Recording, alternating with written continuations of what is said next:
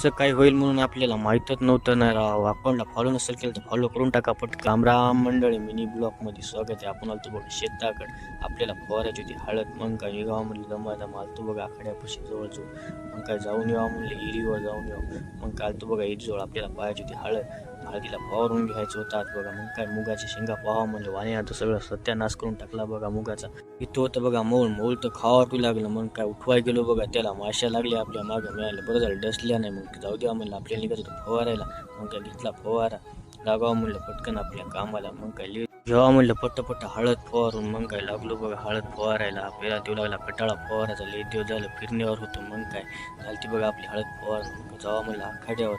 आलो तितक्यात आखाड्यावर बघा मस्त काय. मग जाऊन यायचं होतं सोयाबीनच्या वावरामध्ये पाहायचं होतं सोयाबीन किती वाढले. सोयाबीन तर कमरलाच लागू लागलं बघा. आपल्याला तोट लागले फ्यू.